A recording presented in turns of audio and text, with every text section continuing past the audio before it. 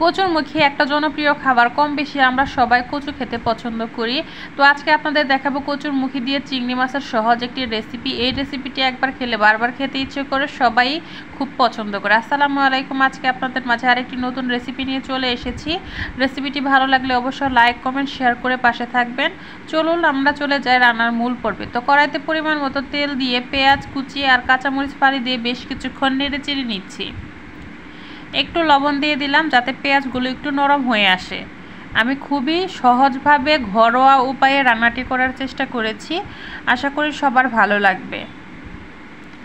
এখন পেঁয়াজ কিছুক্ষণ ভেজে নেওয়ার পরে এখানে আদা রসুন পেস্ট দিয়ে দিয়েছি 1 টেবিল চামচ পরিমাণ। হালকা মশলায় রান্না খেলে আমাদের স্বাস্থ্যের জন্য খুবই ভালো হয়। আমিও খুবই কম পরিমাণ মশলা দিয়ে রান্না করার চেষ্টা করি। তো এখন কিছুক্ষণ ভেজে নিয়েছি, একটু পানি দিয়ে দিলাম যাতে মশলাটা পুড়ে না যায়। অল্প পরিমাণ পানি দিয়ে দিয়েছি। এখন এক এক করে গুঁড়ো মশলাগুলো দিয়ে দিব। ধনিয়া গুঁড়া, হলুদের গুঁড়া, মরিচের গুঁড়া আমি এখানে পরিমাণ মতো দিয়ে দিলাম। আপনারা আপনাদের পরিমাণ মতো দিয়ে দিবেন। ঝাল যারা কম বেশি খান তারাও কিন্তু কমিয়ে বাড়িয়ে নিতে পারেন। তখন আপনাদের প্রয়োজন অনুযায়ী আপনারা এগুলো ব্যবহার করবেন। তো আমার মশলাটা কিন্তু আমি কষিয়ে নিচ্ছি। এখন এখানে আমি কচু চিংড়িগুলো দিয়ে দিচ্ছি। কচু চিংড়িটা আমি এখানে কষিয়ে রান্না করতেছি। তো এখন মশলার সাথে বেশ কিছুক্ষণ নেড়ে চেড়ে কষিয়ে নেব।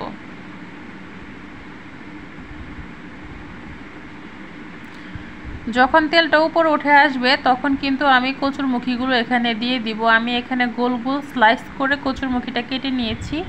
এভাবে চিংড়ি মাছ দিয়ে খেতে বেশি ভালো লাগে। আপনারা চাইলে অন্যভাবেও কিন্তু কেটে নিতে পারেন। এখন আমি মশলার সাথে ভালো করে এগুলো মিশিয়ে নিচ্ছি।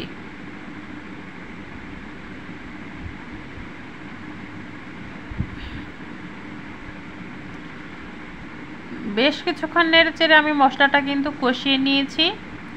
এখন এটাকে সেদ্ধ হওয়ার জন্য এখানে কিন্তু অল্প পরিমাণ পানি দিয়ে দিতে হবে। এরপর আমি ঢাকা দিয়ে দিলাম। এটাকে ঢেকে বেশ কিছুক্ষণ কষিয়ে নিব।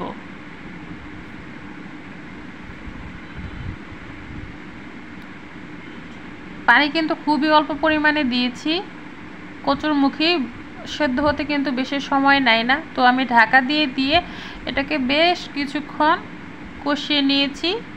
কষানোতেই কিন্তু কচুরমুখীটা বেশিরভাগ সেদ্ধ হয়ে যাবে।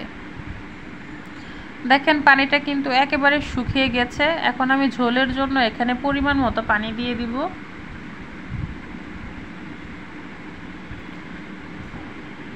সকল প্রকার ঘরোয়া রান্নার ভিডিওগুলো দেখতে চাইলে অবশ্যই আমার চ্যানেলটি সাবস্ক্রাইব করে বেল আইকনটি অন করে রাখবেন যেন পরবর্তী ভিডিও মিস না হয়। তো ঝোলটা দেখেন আমি বলক উঠে এসেছে, একটু নেড়ে দিচ্ছি। কচুটা কিন্তু অলরেডি সেদ্ধ হয়ে এসেছে। আর বেশিক্ষণ সময় এটাকে জাল পারতে হবে না। আর একটু ঝোলটা যখন কমে আসবে তখন এটাকে নামিয়ে নিতে হবে। একটু ঝোল থাকতে থাকতেই কচুরমুখী নামাতে হয়, কারণ নামানোর পরে এই ঝোলটা কিন্তু টেনে যায়। এখন আমার তরকারিটা আমি পরিমাণ মতো এখানে ভাজা জিরের গুঁড়া দিয়ে দিলাম। তরকারি রান্নার শেষে ভাজা জিরের গুঁড়ো কিন্তু স্বাদ আরও বাড়িয়ে দেয়। তো আমি ভাজা জিরের গুঁড়ো দিয়ে বেশ কিছুক্ষণ নাড়িয়ে চাড়িয়ে নিচ্ছি।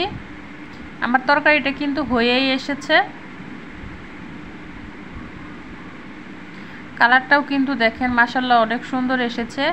এইভাবে চিংড়ি মাছ দিয়ে কচুরমুখী খেতে কিন্তু দারুণ লাগে। রেসিপিটি কেমন লাগে অবশ্যই আপনারা লাইক কমেন্ট শেয়ার করবেন আর আমার চ্যানেলটি সাবস্ক্রাইব করবেন। এখন আমি এটাকে জাল দেওয়া বন্ধ করে দেব। দেখেন কত সুন্দর একটা কালার এসেছে কচুরমুখীর।